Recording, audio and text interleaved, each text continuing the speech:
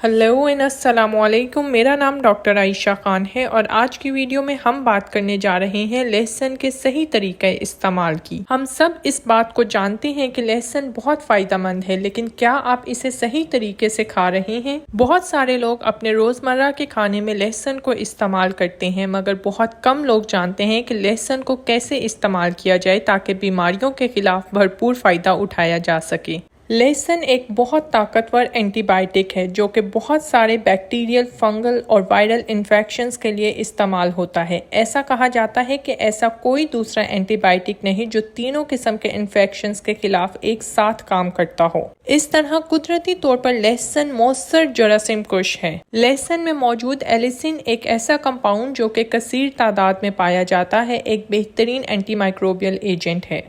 इसके अलावा सल्फर भी एक भरपूर तादाद में मौजूद होता है जो कि हमारे जिस्म के लिए काफ़ी मुफीद है। लहसुन को खाने के दो तरीके हैं। पहले तरीके में आप लहसुन का एक जवा लें और सुबह निहार मुंह निगल लें। याद रखें कि इसे चबा कर न खाएं ताकि ये सीधा आपकी बड़ी आंतों तक पहुंच सके। ये तरीका इस्तेमाल उन लोगों के लिए अहम है जिनके मैदे में जलन या दर्द या तेजाबियत रहती है। इस तरह लहसुन को साबुत खाने से उनके लिए नेगेटिव इम्पैक्ट कम हो जाता है और ये सीधा बड़ी आंतों तक पहुंच जाता है। जैसा कि हमारी आंतें या लार्ज इंटेस्टाइन एल्कलाइन मीडियम होता है, तो ये लहसुन को तोड़ देता है और इसके एक्टिव सब्सटेंस को रिलीज कर देता है, जिनमें से एक अहम एलिसिन सब्सटेंस होता है। यहाँ पर लहसुन अपना दरअसल काम शुरू करता है और ये आपके जिस्म के लिए एक बेहतरीन एंटीबैक्टीरियल, एंटीवायरल और एंटीफंगल बन जाता है। इसका एक और अहम फायदा उन लोगों के लिए भी है जो आंतों के कीड़ों की बीमारी का शिकार होते हैं। ये उनके लिए एक बेहतरीन नेचुरल एंटीसेप्टिक का काम करता है। वो लोग जो कॉलिन इन्फेक्शन की बीमारी में मुब्तला होते हैं उनके लिए भी मददगार साबित होता है। रिसर्च ये बात साबित करती है कि लहसुन में एंटी इन्फ्लेमेटरी प्रॉपर्टीज पाई जाती हैं जो इन्फ्लेमेशन को कम करती हैं। ये एक बेहतरीन एंटीऑक्सीडेंट है। इसके साथ साथ हमारे हार्मोन्स के लिए बूस्टर का काम करता है, यानी कि हार्मोन्स के फंक्शंस को तेज करता है। इसके अलावा लहसुन हमारे इम्यून सिस्टम यानी कुदरती मुदाफती अमल को स्ट्रेंथन करता है और हमारे जिस्म से बैड कोलेस्ट्रॉल को कम करता है। लहसुन का दूसरा तरीका इस्तेमाल है कि आप लहसुन के जवे को पीस कर या स्लाइसिस की शक्ल में भी खा सकते हैं, मगर इस तरीके से खाना निस्बतन मुश्किल होता है क्योंकि इसका जायका इंतहाई तुर्श होता है और इसके खाने के बाद मुंह से स्मेल आना शुरू हो जाती है। मगर इस तरह खाने से इसके अपने अलग फवाइद हैं। इस तरीके से आपको बहुत से सल्फर कंपाउंड और एंटीऑक्सीडेंट्स मिलते हैं जो कि खून की रवानी को बेहतर बनाने में मददगार साबित होते हैं। ये आपके जिस्म में कोलेस्ट्रॉल को मतवाजन रखते हैं और ट्राइग्लिसराइड्स को कम करते हैं और आपकी दिल की सेहत को बेहतर बनाते हैं। वो लोग जो फैटी लीवर का शिकार हैं उनके लिए ये तरीका इस्तेमाल बेहतरीन साबित होता है। ये आपके जिगर की चर्बी के साथ साथ दूसरे ऑर्गन्स की चर्बी को भी कम करता है और इस तरह आपके जिस्म में मौजूद फाजिल चर्बी को निकालने में आपकी मदद करता है। तो ये बात याद रखें कि लहसुन के भरपूर फवाइद उठाने के लिए हमें इसका सही तरीके इस्तेमाल को मद्देनजर रखना होगा। जैसे कि साबित निकलकर खाने से ये आंतों के लिए फायदेमंद है।